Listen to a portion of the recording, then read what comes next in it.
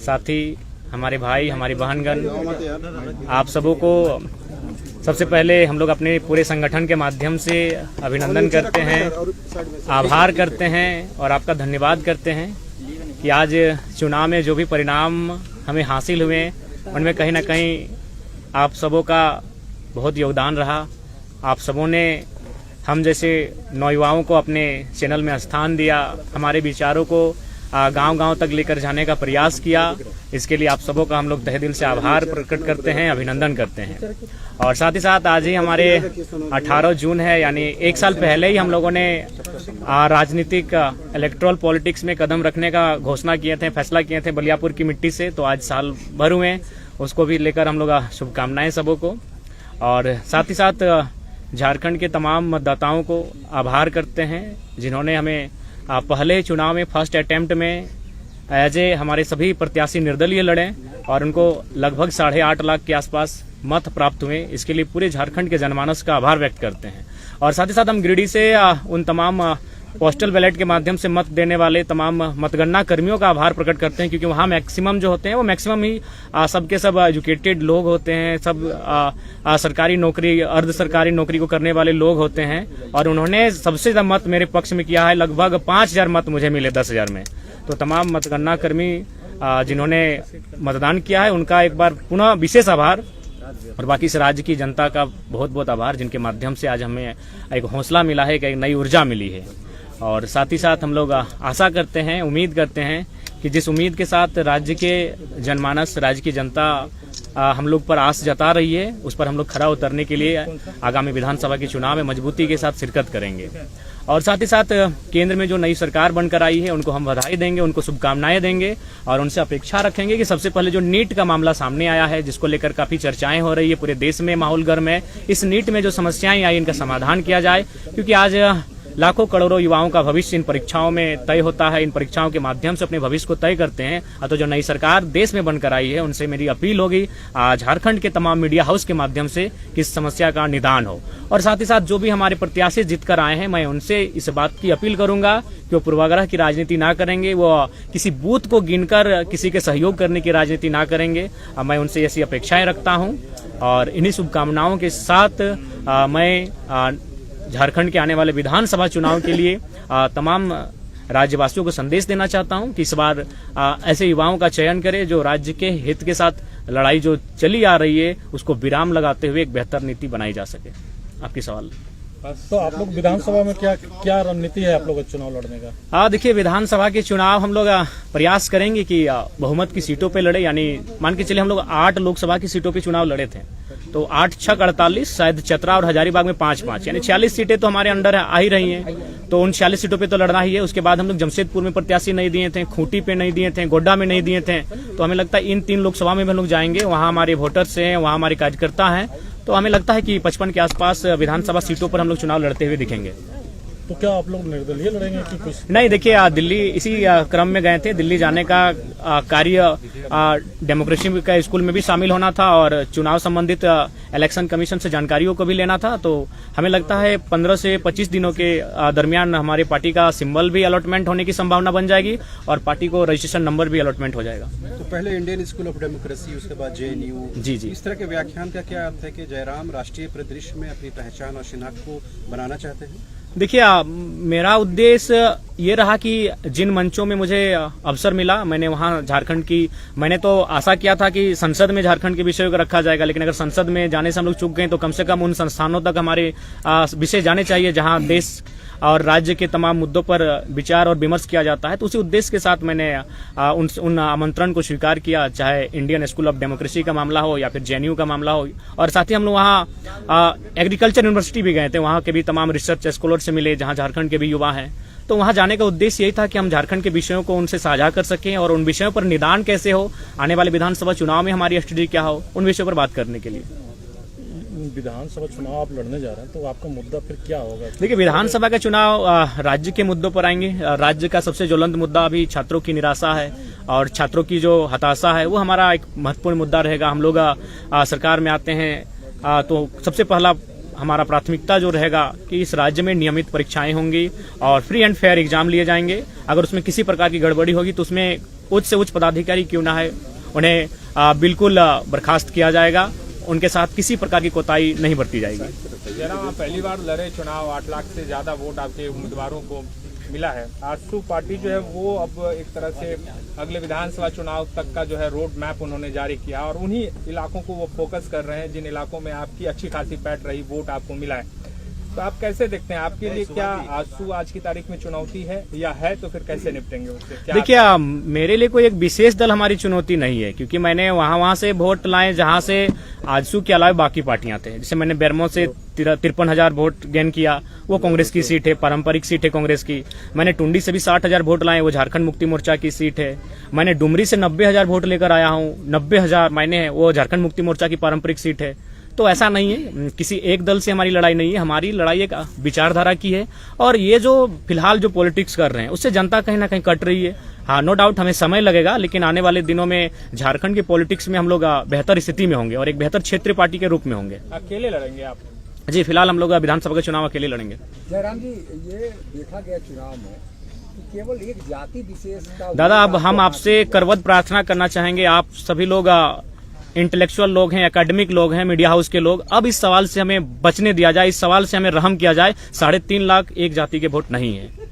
आप एक एक बूथ को सर्वे कर लीजिए, एक एक गांव, एक एक पंचायत का सर्वे कर लीजिए, 3.5 लाख वोट एक जाति के नहीं है। हाँ, ये सच्चाई है, जो भी बंदा जिसी समुदाय का रहता है उस समुदाय का वोट उसका बेस वोटर होता है, इससे कोई इनकार नहीं कर सकता, ना मैं इनकार कर रहा हूँ। लेकिन 3.5 लाख वोट किसी एक समुदाय के वोट नहीं है, सभी ने मुझे अपार जन समर्थन दिया है। लोकसभा चुनाव में आप रिजर्व सीट पे उम्मीदवार नहीं दिए। जयराम जी, आजसू का जो कैडर वोट है महतो बिरादरी का, वही कैडर वोट वहाँ पे आपको मिला, और जो जेएमएम का कैडर वोट है तो चाची के इलाके में जो महतो वोट है वहाँ आपको मिला। देखिए, एक जरीडी प्रखंड आता है, इलाके में ही आपको समर्थन मिला। नहीं, आप भूल कर रहे हैं। जरीडी प्रखंड आता है, जरीडी प्रखंड में एक ही महतो गांव है, वहां से मैंने 17,000 वोट गेन किया है।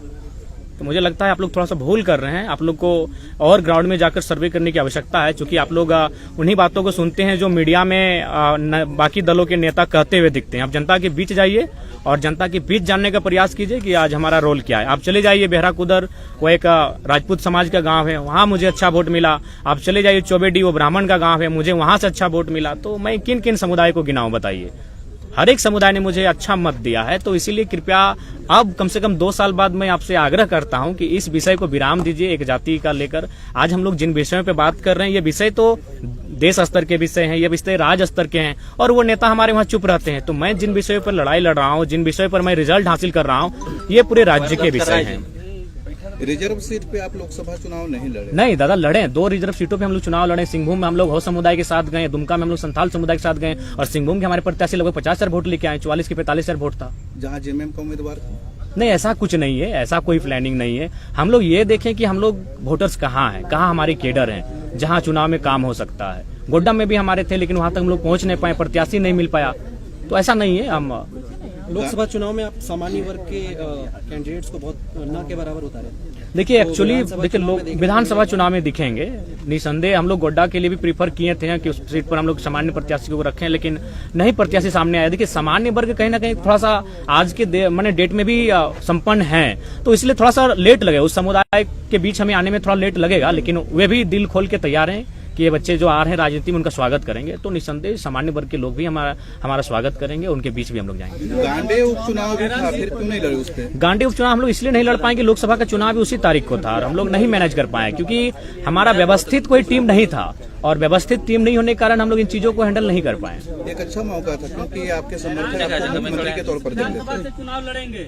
देखिए, मैंने शुरुआत में ही कहा था, यहीं पर मेरा प्रेस कॉन्फ्रेंस था, आपके बीच ही मैंने कहा था कि मैं लोकसभा का चुनाव अपनी मर्जी से लड़ूंगा, और गिरिडीह लोकसभा को मैंने प्रीफर किया था, धनबाद लोगों की मांग थी। लेकिन विधानसभा का चुनाव हम लोग प्रयास करेंगे कि जनता की राय के आधार पर लड़ेंगे।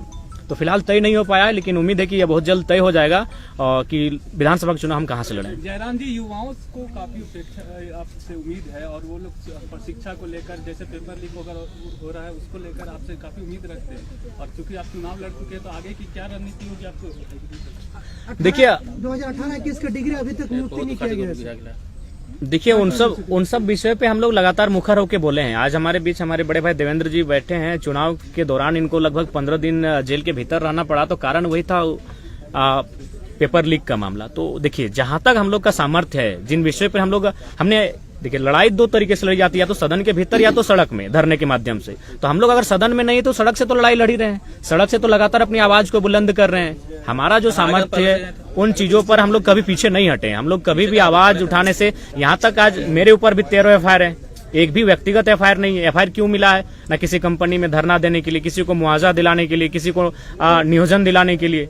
तो ऐसा नहीं, हम लोग तो जनता के लिए अपना सर्वस्व निछावर कर चुके हैं। उतना छोड़िए, आज हम लोग घर का दृश्य नहीं जानते कि मेरे घर का दृश्य क्या है। घर में न जाने कितनी प्रकार की घटनाएं घटी, लेकिन हम लोग घर तक नहीं जा पाए, घर तक कदम नहीं रख पाए। हम लोगों ने सब कुछ अपना झारखंड को ही परिवार माना है, झारखंड को ही अपना घर माना है, और पूरे झारखंड वासियों के लिए हमने अपना सर्वस्व निछावर करने का प्रयास किया है। जयराम जी लगातार बोलते हैं कि पैसा वाला हम लोग नहीं है, तो आप लोग कैंडिडेट्स का नाम घोषणा कब कर रहे हैं? चूंकि जो विधानसभा चुनाव है उसमें समय देखिए, सबसे पहले बात मैं आप सबों से भी एक बार आग्रह करूंगा, चूंकि आप लोग का प्यार मिला, इसके लिए हम लोग हकदार भी थे। क्योंकि झारखंड के माध्यम से हम लोग देश की पॉलिटिक्स को भी एक अच्छा संदेश दिए कि हम लोग बिना पैसे की पॉलिटिक्स किए, तो एक बहुत सुंदर संदेश गया है। आसान नहीं है कि आप बिना पैसे से 8 लाख वोट गेन करते हैं। ये फिलहाल आज के दौर में 21वीं सदी में जिस प्रकार आज देश का माहौल है, उस माहौल में आप 8 लाख वोट बिना पैसा खर्च करके गेन करते हैं, तो ये कहीं ना कहीं बहुत बड़ा संदेश है, एक सकारात्मक संदेश है भारत के लोकतंत्र के लिए। और उस हिसाब से मैं सभी का धन्यवाद देना चाहूंगा। और बिल्कुल हम लोगों ने कहीं भी मैं अगर अपने गिरिडीह लोकसभा की बात करूं तो 2200-2300 के आसपास बूथ हैं, उनमें हमको लगता है 1200 से 1300 के बीच ही हमारे एजेंट बैठ पाए थे। 1000 बूथों पे हमारे एजेंट भी नहीं बैठ पाए थे, लेकिन वहां से हमें अच्छा वोट मिला है। तो एक तो बेहतर संकेत हम लोग दिए हैं। बीजेपी की ओर से डॉक्टर हेमंत बिस्वा इधर पूरा देश देखिए 2 खेमे में बटा हुआ है, या एनडीए के साथ या इंडिया के साथ। आपको लगता है कि इन 2 खेमों को इग्नोर करके एक बीच का रास्ता निकाल करके आप कहां तक पहुंच पाएंगे? आपको लगता है कि प्री पोल भले ना हो मगर पोस्ट पोल अलायंस आपको करना पड़ेगा चुनाव के बाद? देखिए, अगर ऐसी स्थिति आती है तो हम लोग एक रायशुमारी करेंगे, जनता के बीच जाएंगे। जनता के बीच जाने में हमें समय नहीं लगता है, हम लोग ऊर्जावान हैं और जनता से इस राय को लेकर चलेंगे कि भाई आपने हमें मत दिया है, अगर ऐसी नौबत आती है तो जनता की राय से होगा। लेकिन फिलहाल हम लोग चुनाव अपने बूते लड़ेंगे, अपने सामर्थ्य के दम पर लड़ेंगे। सोशल मीडिया में चर्चा चल रहा है कि जयराम जी बीजेपी के साथ जा सकते हैं। देखिए, सबसे पहला बात, ऐसा कोई बात नहीं है। अब देखिए, लोग तो बहुत सारी कहानियां बनाएंगे, बहुत सारे किस्से भी सुनाएंगे आपको। मोदर बाबू एक PhD स्कॉलर हैं, एक राज्य की एक ऊंची सेवा को दे चुके हैं, और हम लोग चूंकि युवा है, हमारे मुख से त्रुटिपूर्ण बातें कभी निकल सकती है, लेकिन उनको एक सज्जन व्यक्ति हैं। अगर वो इस प्रकार की बच्चों जैसी चुनौतियां दे रहे हैं तो मुझे लगता है थोड़ा सा लिमिट में ही चुनौतियां दें, नहीं तो अगर स्वीकार कर लिए तो फिर दिक्कत उन्हीं को होगी, और जोरदार दिक्कत होगी। देखिए, उन्हीं का सवाल जो उन्होंने सवाल किया था, देखिए ढोलू महतो का सवाल, देखिए एक बात सुनिए, क्या समर्थन, क्या ढोलू महतो का विधानसभा बागमारा है, वहां चंद्रप्रकाश चौधरी जी हमसे 40,000 वोट से लीड करते हैं। तो अगर ढोलू को मेरा समर्थन होता तो हम 40 से लीड करते हैं। अगर ढोलू जी का समर्थन हमको होता, हम वहां 46,000 वोट लाएं, बहुत अच्छा लाएं, क्योंकि बागमारा एक शहरी क्षेत्र है प्लस ढोलू का क्षेत्र है, वहां से एक नया लड़का 47,000 वोट लाता है, ये बहुत बड़ी बात है। अगर उनका समर्थन होता तो कम से कम मेरा 70 से 75 होना चाहिए था। चीजों को समझिए, हम वह तीसरे पायदान पर हैं। अतः बागमारा विधायक जो वर्तमान में सांसद बन चुके हैं, उनका कोई संबंध नहीं रहा है।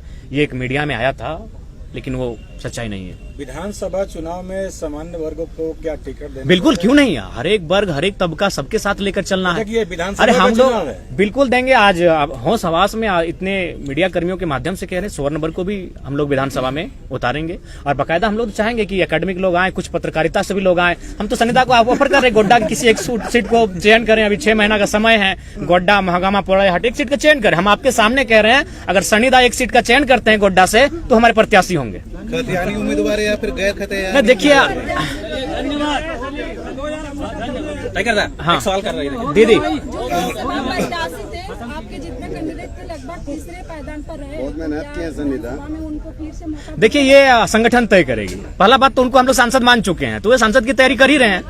2029 में निश्चय ही सांसद बनेंगे, लेकिन उसके बावजूद अगर संगठन को लगा कि वे विधानसभा में आने चाहिए तो संगठन जैसा तय करेगी, संसदीय बोर्ड तय करेगी। दिया था कि जो सांसद का चुनाव लड़ेंगे वो विधायक नहीं लड़ेंगे। हाँ, ये हमने इसलिए कहा था कि हम लोग सत्ता के विकेंद्रीकरण की बात कर रहे हैं, नए नए चेहरों की बात कर रहे हैं, तो हम लोग चाहते हैं कि बाकी जो पार्टियां उनसे अलग पॉलिटिक्स करें। तो अगर जरूरत पड़ी उन प्रत्याशियों की तो हम लोग लेके आएंगे उनको विधानसभा में। जयराम जी, एक photo Indian school of democracy में आपका वायरल होता, विधायिका अम्बा प्रसाद। देखिए आप देखिए, सबसे पहला बात है, बातचीत हुआ उनसे आपकी? नहीं, ऐसा विशेष नहीं। आप झारखंड की विधायक हैं और मिली तो भाई झारखंड से बाहर हैं तो अपनत्व का भाव है, मिले उनसे, ऐसा बात नहीं है। लेकिन वो उनका भी निमंत्रण था, वो तो वहाँ जाने के बाद पता चला कि उनको भी निमंत्रण है। अच्छा, एक पीछे सवाल है हाँ। कि हार गए आप, ठीक है, फिर भी जाते जाते बहुत बड़ा संदेश दिए, लेकिन आपने समीक्षा किया, हाँ। कारण आपको क्या लगा? देखिए, समीक्षा में कारण यही लगा कि इस बार जो देश का माहौल अभी भी इस बार रहा कि हम लोग वोट अपनी रास्ता कहाँ तैयार कर रहे थे। अगर मैं गिरिडीह लोकसभा की बात करूं तो 3.25 लाख से 3.5 लाख एनडीए वोटर हैं। एनडीए का प्रत्याशी कोई रहे, आपराधिक मामला रहे, वो अच्छा काम करे या ना करे, वो अगर पैरासूट से भी आए, अगर वो कन्याकुमारी और कश्मीर से भी अगर आके गिरिडीह में चुनाव लड़ता तो उसको 3 लाख 3.5 लाख वोट आते ही आते हैं। तो यानी एक वोट आपका था एनडीए का जो 3.5 लाख के आसपास खड़ा हो रहा है। प्रत्याशी से कोई मतलब नहीं, अच्छा है बुरा है, काम करे ना करे कोई मतलब नहीं है। और ठीक उसके उल्टा भी 3 लाख वोट खड़ा है कि हम एनडीए को नहीं देंगे। तो उन 3-3 लाख वोटों के बीच अगर जयराम महतो 3.5 लाख वोट कर ले आता है तो बहुत बड़ा कलेजा, जिगर और बहादुरी का काम है। हम लोग एक जो नई पहचान बनाए, बहुत चैलेंजिंग विषय था, क्योंकि आप किसी भी लोकसभा में देख लीजिए 3 लाख वोट एनडीए का है और 3 लाख ठीक इस विचारधारा के विपरीत वोट है। और उस भीड़ में आप एंट्री करते हैं बिना किसी संसाधन के, बिना किसी बूथ मैनेजमेंट के, बिना किसी टीम के, और आप उसी के अनुपात में वोट लेके आते हैं। ये हमारे लिए गौरव का विषय है। देखिए, हम उन्हीं के सवाल पे चलेंगे। थोड़ा सा हालांकि आपको खराब लग गया? नहीं, खराब नहीं लगेगा, क्योंकि जो हम लोग महसूस कर रहे हैं कि आप विधानसभा चुनाव में अब उतर रहे हैं। अब बात है शहरी क्षेत्र का, ठीक है, ग्रामीण क्षेत्रों में आपकी पकड़ है, लेकिन शहरी क्षेत्र जो है, जो बाहरी भीतरी का एक धब्बा आप पे लग गया है, इसको कैसे आप धोएंगे? देखिए, एक बात हम स्पष्ट कह रहे हैं, ये लड़ाई बाहरी भीतरी की कब रही। हमने ये कहा कि जिस प्रकार, अच्छी बात बताइए, आज भारतीय जनता पार्टी जिसकी आप बात करते हैं, उड़ीसा में उन्होंने किस आधार पर चुनाव जीता, क्या किसी को आइडिया है? क्योंकि लोकसभा का चुनाव था, इसलिए उड़ीसा का मैसेज किसी तक नहीं आया। भारतीय जनता पार्टी ने किस बेस पे उड़ीसा का चुनाव जीता? अभी कहाँ 5 बार के सीएम पटनायक जी 5 बार के काबिल सीएम को पटकनी दिया, क्या आधार था? पांडियन, बीके पांडियन, जो कह सकते हैं कि चूंकि ये तो विवाहित शायद नहीं है, माननीय मुख्यमंत्री, मुझे उतनी जानकारी नहीं, उनका बच्चा शायद नहीं है, तो उनको अडॉप्ट कर रहे थे एज ए सीएम। पांडियन कौन है? साउथ के हैं। बीजेपी उड़ीसा में क्या नारा देती है कि साउथ इंडियन उड़ीसा में नहीं चलेंगे। तो हम भी वही चाहते हैं कि कोई भी पूरे भारत के लोग यहाँ आए, अपना व्यवसाय करें, रहे, खाएं, लेकिन नेतृत्व झारखंड के मूलवासी करेंगे। यही बीजेपी का नारा है। पब्लिक जनता को लेके आप क्या? जनता को हम स्पष्ट कहेंगे, बिल्कुल। आप ये जो भाव उत्पन्न हो रहा है, चूंकि हमारे भी लोकसभा में ये आया था कि जयराम जीतेगा तो आपको बस में बैठ के घर जाना होगा, बिल्कुल ये गलत बातें हैं। आप जहां रहते हैं, वहां आप जिस नौकरी को करते हैं, आप जहां लीगली तरीके से रहते हैं, स्वागत है आपका। हमारे लोग भी लगभग 16 से 18 लाख लोग प्रदेशों में रहते हैं, ऐसा नहीं है ये केवल भ्रम है। लेकिन हाँ, नेतृत्व का अवसर इस राज्य के लोगों को मिले, ये सबको स्वीकारना होगा। टाइगर, एक सवाल है, गोमिया विधायक लंबोदर महतो बोल रहे हैं कि आप झारखंड मुक्ति मोर्चा के इशारे पे काम करते हैं।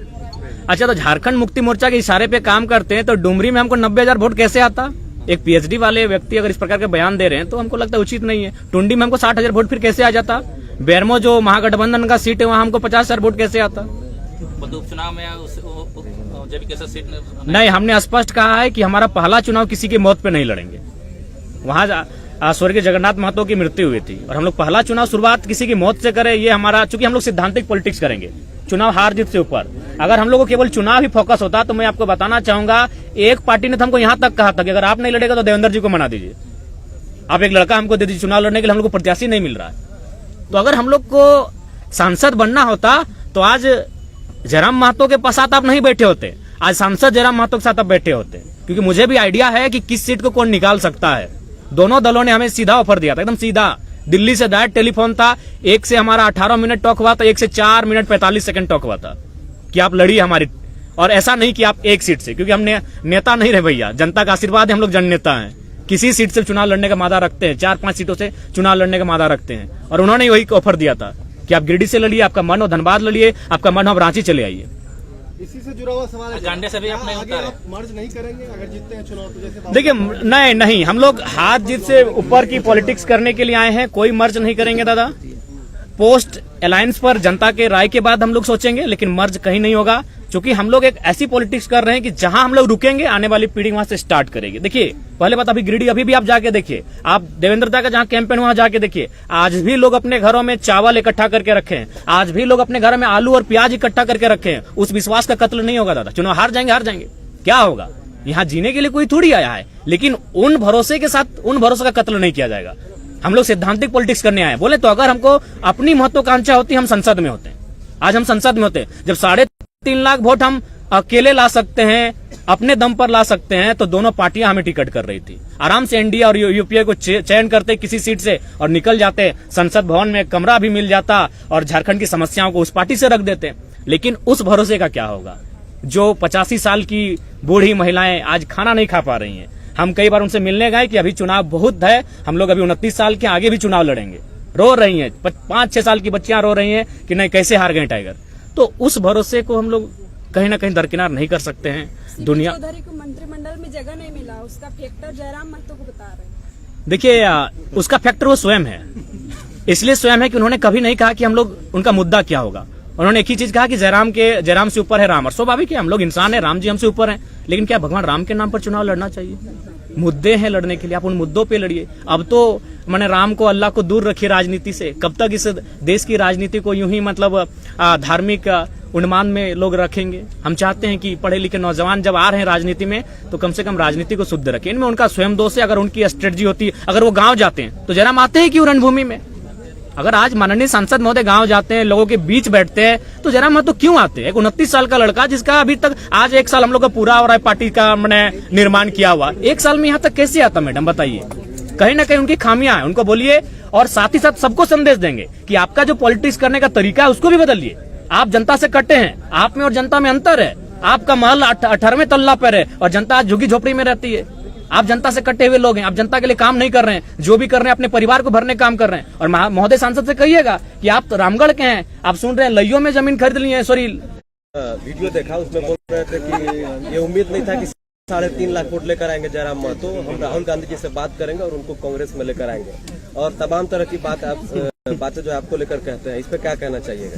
देखिए हमको तो डाउट है कि उनका राहुल गांधी से बात होता भी है कि नहीं। तो सबसे पहले देखिए, ठीक है, सुनने में आ रहा है कि इरफान दा मंत्रिमंडल संभालने जा रहे हैं, तो पहले उनको बधाई देते हैं और उनको कहेंगे कि थोड़ा सा ये जो कॉमेडी वाला बात करते हैं ना, देखिए इरफान दा नो डाउट उनको लोग इसीलिए फॉलो करके रखे हैं कि दिन भर का तनाव को मुक्त करें उनको सुन के। तो उनको बोलेंगे थोड़ा आप सीरियस पर्सन बनिए। अगर आप मंत्रिमंडल में जाने वाले हैं आलम के स्थान पर, तो आपका विषय क्या होगा? अगर आपको नहीं मालूम है तो मैं आपको विषय देता हूं। आपका सबसे पहला विषय होगा कि जामताड़ा को साइबर क्राइम के धब्बे से मुक्त कराइए। सबसे बड़ा विषय आपका होगा।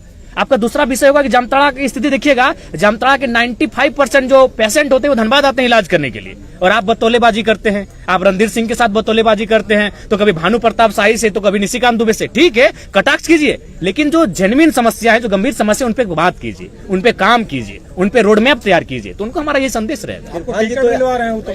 अरे ठीक है, पहले आपका उनका सीट संकट में है, वो हमारे साथ आए। जयराम दा, इरफान दा तो यहाँ तक, इरफान अंसारी जी तो यहाँ तक बोल दिए कि आपकी दूसरी शादी हो गई है कहीं पे चुपके से।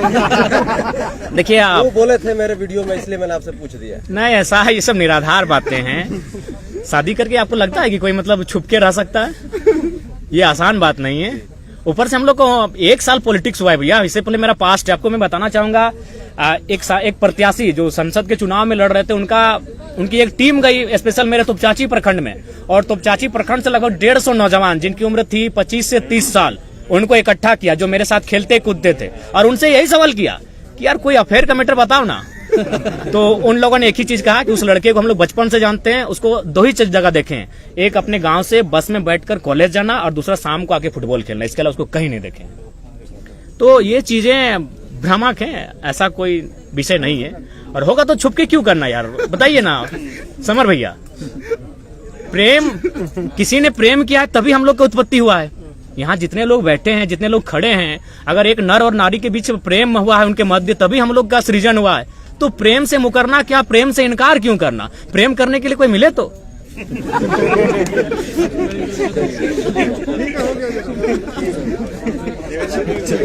चलिए आप भी बोलिएगा।